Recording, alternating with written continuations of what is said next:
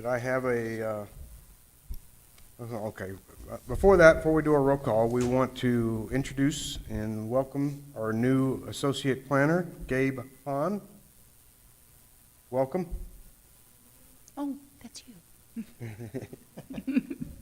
Welcome. Yeah. May we have a roll call vote for commissioners present, please? Chair Story. Here. Commissioner McDaniel is absent. Commissioner Aguilar. Here. Commissioner Lassard. Here. Commissioner McCornack. Here. Commissioner Henderson. Here. Commissioner Gutierrez is not yet here. He's on his way. We Okay. have 5 commissioners in the room. We have a quorum. Okay, I'm going to, do we still need to swear in the staff? We have someone online as well. We still do. Okay, And Gabe will swear in. We're gonna do this? you bet. Okay. Raise your right hand and answer my question. Do you solemnly swear or affirm that your testimony this evening will be the truth, the whole truth, and nothing but the truth, under penalty of perjury? Say, I do. I do. We will. Thank you. Meredith, in my little sheet here that has the swearing in is that Gabe was going to do the swearing in, That's okay. just so you know. Thank you, Commissioner Henderson. Next on the agenda, we have the approval of tonight's agenda. If anybody has any changes or recommendations, we'll take those now. If not, I'd accept a motion. So moved. Second. That was a tie. It was a tie. We have a motion by Jana and a second, I'm going to take James on this one. By James to approve tonight's agenda. All those in favor signify by saying aye. Aye. Any opposed? Next, we have the approval of the minutes from the September 27th, 2022 P&Z meeting. Same thing. Anybody got any changes or additions or comments on the minutes? Not, I'd accept a motion. So moved. Second. We have a motion by Saul and a second by Steve to approve the minutes from the September 27th P&Z meeting. All those in favor signify by saying aye. Aye. Aye. Any opposed? Same sign. Minutes pass. Our first public hearing item tonight is case 22-035, a final plat. If I could have a motion to waive the reading of the finding of facts and the land use and zoning considerations, please.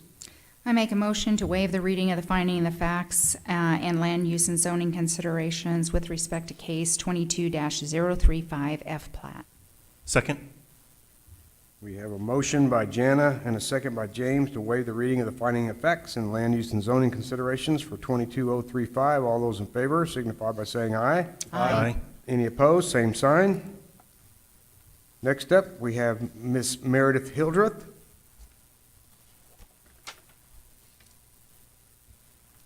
Good afternoon, Chair Story. Commissioners, we have one zoning case tonight. It is case number 22-035, a final plat for the Ruiz Stacy Addition replat at the southeast corner of Jaffa Street and Union Avenue.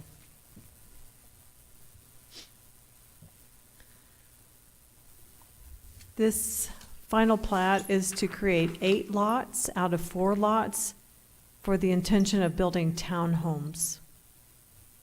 8 townhomes. And in this photo here, you see the backside of duplexes on the other side of the alley, on the south side of this property under consideration. The duplexes are all owned by the Housing Authority. So again, the intent of the final plat is to construct 8 townhomes on these lots.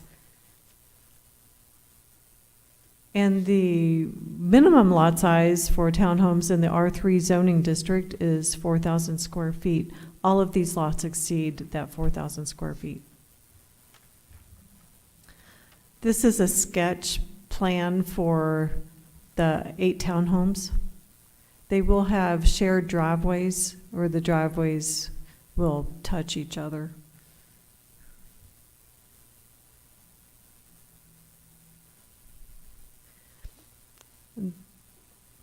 There's principally R2 zoning around the property under consideration, which is zoned R3, and then there's a church on the north side of Jaffa, which is zoned R1.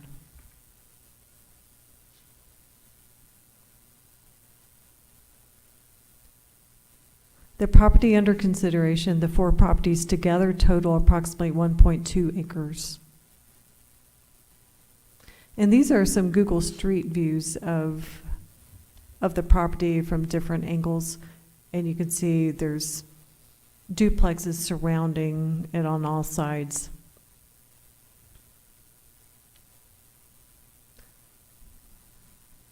As of today's date, we have received 0 written protests, 0 verbal protests, and 0 inquiries. Staff recommends approval of case 22-035, final plat, the Ruiz-Stacy Edition replat.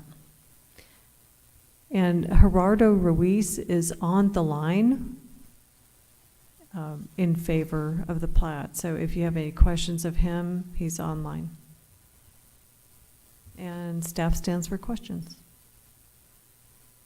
Commissioners, any questions? Is this the same one we saw not too long ago? Maybe like 2-3 months ago, something? Did we see a preliminary plat? No, that was on the northwest corner under the same owner. Oh, okay. Yeah, Okay. they divided 1 lot into 4 lots. Right. This one is 4 lots into 8 lots, cat a corner from the previous case. Thank you. Any other questions? Being none, thank you, Meredith. Is there anyone wishing to speak in favor of case 22035? Mr. Ruiz, is there anything you would like to add? Hello, could you hear me? Yes, we can. Yeah, I mean, I just wanted to say the neighborhood's already R3. Everything surrounding it, like Meredith said, there's already a lot of duplexes around there. The reason we're asking for this replat is just because those lots were spaced a little bit awkwardly. So now that they're spaced nice and evenly, we'll be able to get these buildings built and no concerns for parking. I think the driveway to the corner is at least 30 feet away, so it's a good distance away. And yeah, I think this would be a great place to have 4 or 8 townhomes. Thank you, And sir. that's all. Any Thank you. questions of the applicant from any of the commissioners? No. The records show that Richard just entered the building, and I would think that maybe we ask him to abstain on this case since he hasn't heard any of the information given for it. What do you think, Kevin, Meredith? Do you think that's fair? Okay. Anybody else wishing to speak in favor? Anybody online, since there's nobody in the audience, wishing to speak in against this case? Being none, I'd accept a motion, please. Based on the land use and zoning considerations, findings of facts surrounding land uses and regulations established in the zoning ordinance and subdivision code, I'd like to make a motion to recommend approval of zoning case, where'd it go? 22035 F flat. Second. We have a motion by Saul and a second by Jana to approve case number 22-035, the final plat. All those in favor signify by saying aye. Aye. Aye. All opposed, same sign. And let it be known that Richard did not vote at this point in time. He will be available to vote on the next one. Thank you, Mr. Ruiz. Thank you. Next on the agenda, we have proposed text amendments to the City of Roswell zoning ordinance regarding special use permits and conditional use permits. Before we get started there, Kevin, is this something, what do you expect from us? This is on the public hearing. Do we do a motion whether or not we? Let me give you your options.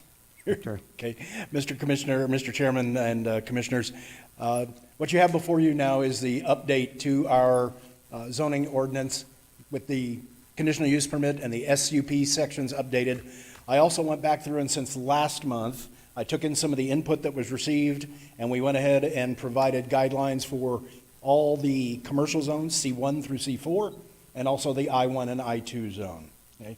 So you have a fully fleshed out, updated ordinance in front of you. Now, your options this evening are, and I provided you with a clean copy as well as the red line copy so that you could at least, read through it and make sure it made sense. You have three options tonight. We can discuss this at length and make any whatever amendments you want, and then you can move it forward to the legal committee. That is a slight change. We have to go from here to the legal committee. Once the legal committee blesses it, then it'll go on to city council. There's another option that you have tonight, because I know it is lengthy and there's a lot to consider, and I certainly would like everyone's input.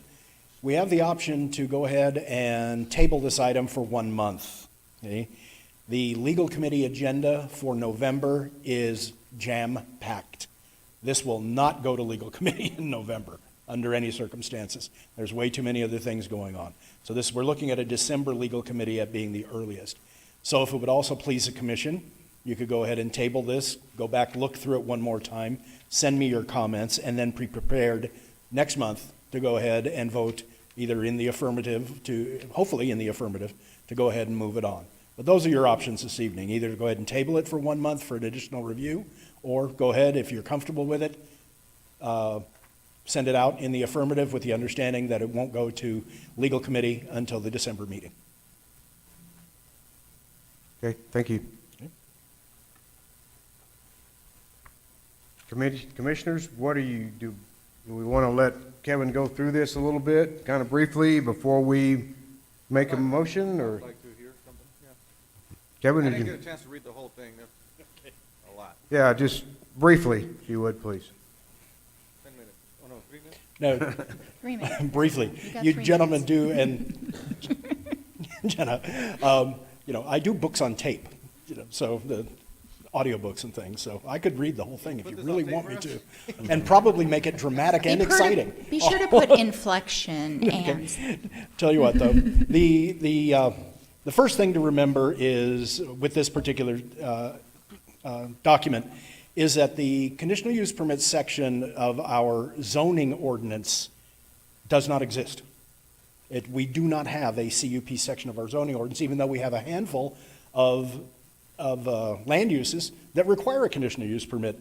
The only place you find a CUP section is in the cannabis ordinance, which is chapter 27 of our municipal code.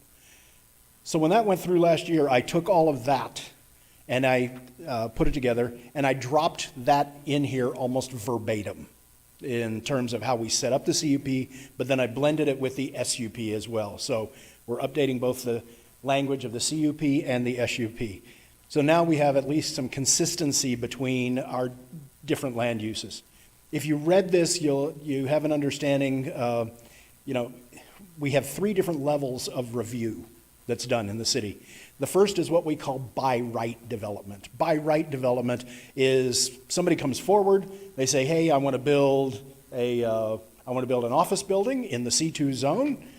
They put it together, it meets all the setbacks, it meets all the other requirements, it goes through, Meredith blesses it, Lewis blesses it, and they get their permits and they're on their way. By right, they have a right to develop that. The next 2 levels, though, the special use permit, that's for projects that, we need to take a little bit of a look because it doesn't quite fit with the neighborhood character, it doesn't quite fit, but it's not such a potentially difficult fit that we really need to look at it closely. So what we do when we look at a SUP now is we provide those special provisions for development, those additional requirements that might just make sure, and of course we have the public hearing as well. CUPs are for things that we either just can't figure out how to do it properly, or because there may be mitigation measures or other buffers or other things that need to be added, and it requires us to take a deeper look into the project to ensure consistency between the various land use types. Okay? There are a number of different things that I believe should be required of a CUP. If you just take a look at any of the articles, automotive service stations, okay? Those should be required to have a CUP, conditional use permit, just about anywhere. Right now, we've got a number of our automotive service stations that are coming through. They are upgrading their facilities, they're providing more pumps, they're providing electric charging stations. They've almost all got some kind of a store or everything else. The amount of traffic that's being generated on these smaller sites, I think, Lewis and I spent months looking at a couple of upgrades here recently, and I think we probably could have done an even deeper dive. This also gives the ability of staff to ask for more information. With those other projects that we were working on, I think both between Lewis and I, we ended up asking for traffic studies. We ended up asking for circulation plans to make sure the internal circulation worked. We wanted to make sure we had one that was really in the middle of a neighborhood. We wanted to make sure that the signage was less bright and problematic. So we started looking at what we allow and moving things around a little bit. You can see, again, automotive service stations, convenience stores, but then we threw a catch-all in there because we just don't know what's going to come in the future. The fact is, the way we do business now is changing. The way we work now is changing. So we threw the catch-all in there, and you see that if you take a look at page 4 of 11 or 29 of 47 in your book, you'll see that each one of the sections now has at the very bottom, as approved by the Director of Community Development, any other use that meets the intent and purpose of that section and is similar and comparable to those uses listed above. So we're giving ourselves a little catch-all because it's just impossible. We just don't know what's going to come. We don't know what people are going to be building a year from now, much less 5 or 10 years from now. And we want to have the flexibility to act quickly on anything. Okay? So if you go through and you start looking at these, you'll see I moved some things around. We do have some areas that I targeted in particular. Massage parlors around town are becoming a problem. Okay, they're becoming a problem to regulate. They're becoming a problem to make sure that the right licensees are in there. And they become a problem to the neighborhoods with some of the activities that are going on as well. So these have been all moved into the conditional use permit section so that we can make sure we check people's backgrounds. We can check whether or not they're appropriately licensed. We can make sure the facilities, we can ask our building inspectors to go in, do an inspection, make sure everything was done. We get our code enforcement officers that do regular inspections, and we've got those kind of things going on. This kind of followed what we did with the cannabis stuff too, annual inspections and other things. You look at, if you want to move on over to light industrial, there was a couple of things, again, based on what we had heard. We moved, and I don't know why we had this before, but I do believe an airport should require a pretty significant review, okay, regardless of where we put it in. So we dropped that down. Amusement parks, okay, probably should have a better. Massage therapy establishments, and then stadiums, arenas, including those used for motorsports events. We get a tremendous number of complaints down in the south end of town. Unfortunately, every time Alien Motor Speedway and the Dragway exceed their 10 p.m. or 11 p.m. Limits, when those come forward in the future, we want to make sure that we can place appropriate mitigation measures. So that was the thought behind everything I was doing. We went through, actually, myself and Meredith, line by line, and looked at every single one of these. We are comfortable with the way it's written right now. If you all are comfortable, we can move it on. If you would like, again, another month to take a look at it, it's entirely up to you. But at this point, I think staff would like to get this on the the December agenda for legal committee so that we can wrap this one up, because we do want to move forward. We've already got our new associate planner looking at chapters 50, 52, 60, and several of the others that need to be looked at before we go back into the spring building season again. And one of the areas we're looking at again is landscaping. And should we be requiring more native vegetation, native plant life, xeriscape and other things. But our code is just not really well-written in that regard. So we're looking at a lot of things coming your way, and I'd hope about every 60 days to bring another chapter, bring another section before you so that we can get through the entire code over the next couple of years. And then we'll have a brand-new, bright, shiny code that by the time we put the final stamp on it, we can start all over. Because that's the way it works in the development world. Commissioners, any thoughts, any questions? Steve?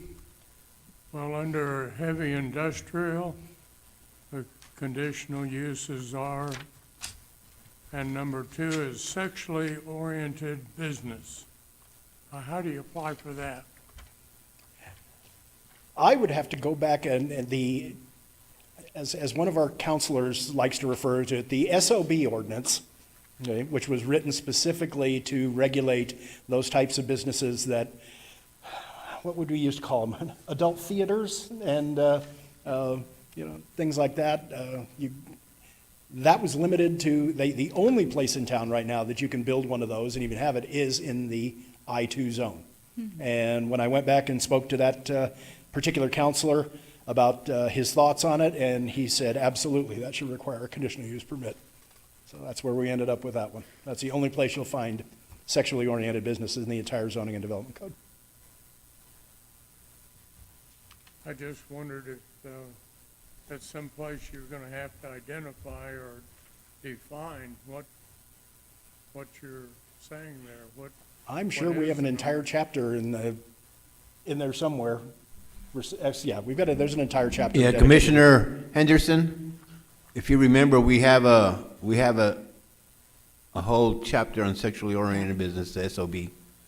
And part of it, they had to be in the industrial area, and I believe the buffer zone was 1,500 feet, which made it very tough. But we have a whole chapter just on that. Thank you.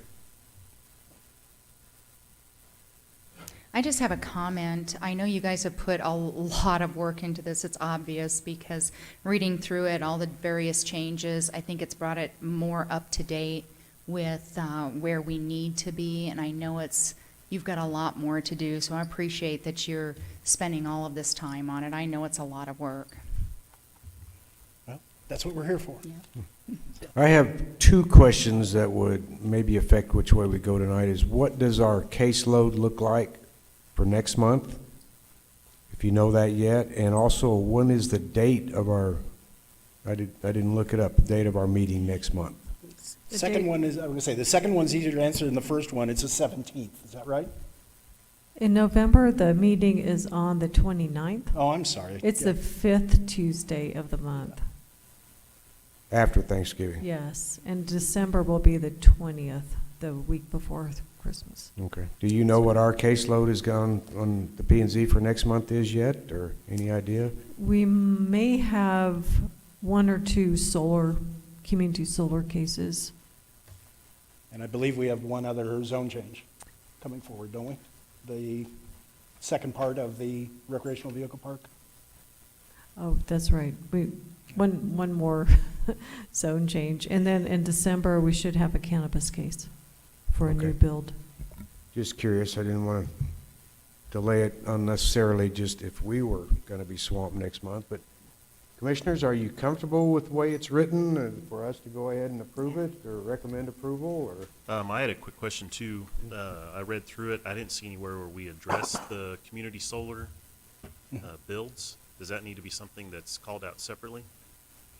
Right now, we have a separate section in the ordinance that deals with community solar, and I don't know that we're necessarily going to deal with it separately. That is one of the things, Commissioner,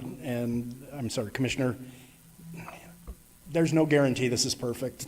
There's no guarantee that at some point I'm still making modifications to the cannabis ordinance to this day.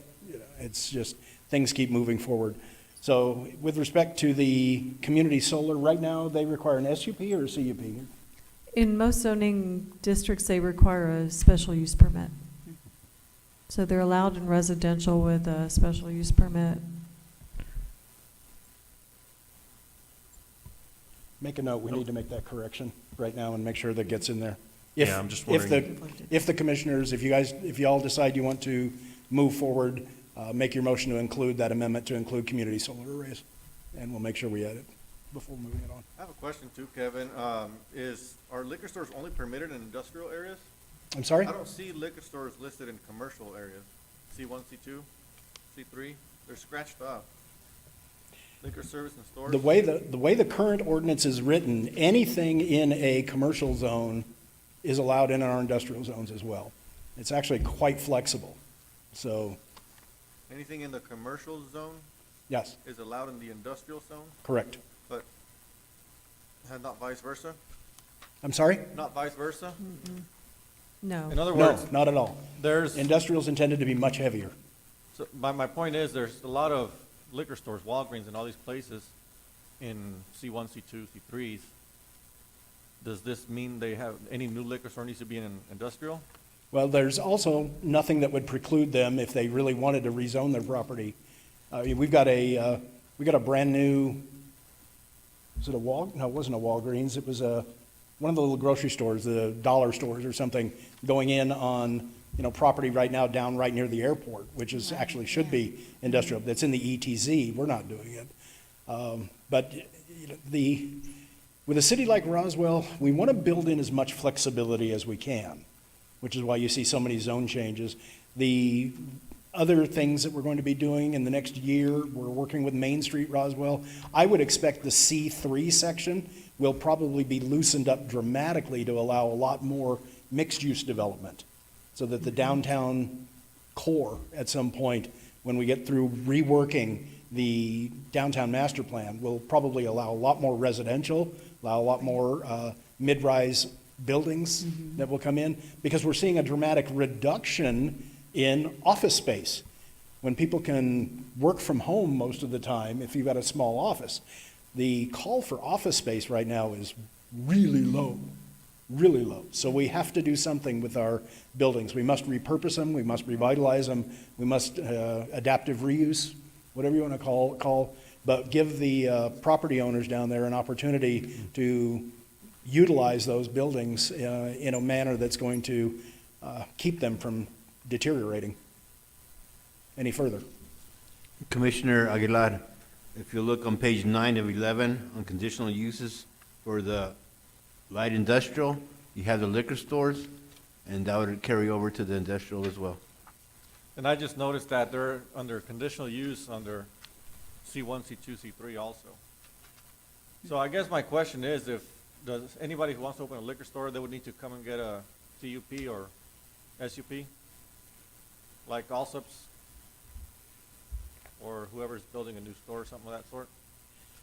Okay, I don't see, Well, Saul, in Unless I'm missing something. Well, in Article 30, C2, Community Commercial District, on our pages 31 of 47, if you look down there on C, conditional uses are as follows. It says number 8 is liquor stores. and liquor stores are typically not, at least at this point, not permitted in the C1, in your neighborhood commercial, okay? Okay. And we are probably going to see, in a couple of areas of town, we're probably going to see more C1 development. We're seeing people that are wanting to do smaller neighborhood-type stores, shops, other things. So we're hoping, we're trying to protect those neighborhoods just a little bit. Okay, so the C1 is definitely the most restrictive. C2, we open it up a little bit. C3 is probably going to be the most flexible at some point in the future when we completely rewrite that. And then, of course, the C4 pretty much is a mirror image of the C2, but just with special provisions on the setbacks because of the much smaller lots that are available along the west end of Second Street. Do you see that, Saul, where I was talking Yeah. about? So Yeah, I do. it's not allowed, in this, it's not allowed in the C1, but it is in the C2, which Yeah, I see that now. reverts to C3, C4, and so I think it's in there.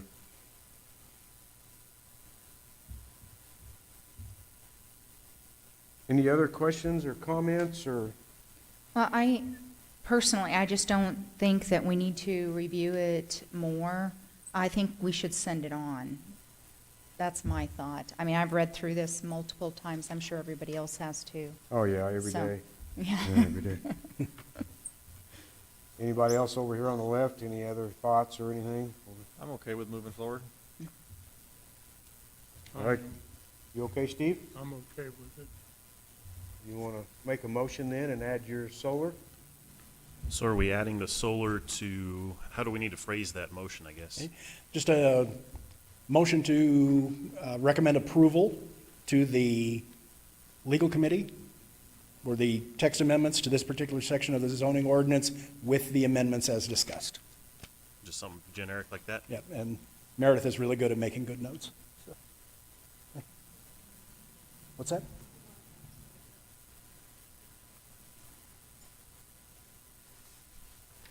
We had something happen today that give us just a minute, let's talk about tow trucks and tow yards and things like that. Those are typically a heavy industrial type use, okay? We actually got a request for one today, down off of Atkinson, right? And does that require an SUP currently? No, it does not. That's in the light industrial. Sometimes we get requests in C2 for them as well. Tow yards? Okay. It's a salvage yard. I was going to say a salvage yard is completely inappropriate in the commercial zones. Well, it's industrial. That's the one on Atkinson, salvage and towing. Yeah, salvage and tow, okay. Sometimes in the C2, it's just a place to hold Oh, yeah. the vehicles until the insurance adjuster comes and assesses them, and then they're moved out. That's right. We did discuss that. The tow yards, salvage operations, wrecking yards, things like that, all of those should be in the industrial zones with a conditional use permit. So, if you wanted to add that to your motion. No. That we're gonna add, Solar arrays and salvage yards. in salvage yards, we're restricting to industrial? It's restricted to industrial. But the solar can go anywhere? At this point in time, solar is designed to go where the need is most. So yes, there's certain residential, commercial, industrial. Because of community solar arrays, they don't have their own distribution system. All they're doing is tying right back into the grid. So the power gets generated and is utilized truly by the community, by the local community. So they have a little bit different access. What we're finding though is with the new types of arrays and the new types of technology that are coming on, many of our concerns, the older concerns about what the heat island effect, about glare, about everything else, they just don't exist anymore. So right now, our focus is just making sure that the perimeter of the operation is aesthetically pleasing. That's really all we're doing at this point. Got all that? Sure. Okay, take a shot at it. then Okay, you can correct me if I we screw this can- up. We can add or delete. Okay. Mr. Chairman, based on the land use and zoning considerations and staff recommendations and discussions tonight, I make a motion to recommend approval of the proposed zoning ordinance text amendments discussed tonight pertaining to special use permits and conditional use permits to the city council, Actually, it's Oh. to the legal committee. to the legal committee of the city council, There you go. with the understanding that the amendments discussed tonight in relation to community solar and salvage yards will be included. Second. We have a motion by James and a second by Steve to send on with our approval to the legal committee the proposed zoning ordinance text amendments to special use permits and conditional use permits. All in favor signify by saying aye. Aye. Any opposed, same sign. Good job. Any other business to come before the commission? Any public comments? Any announcements? Anything else? Anybody? Okay, I'm gonna hit the gavel if nothing comes up. 6:35 and we are adjourned. Thank you.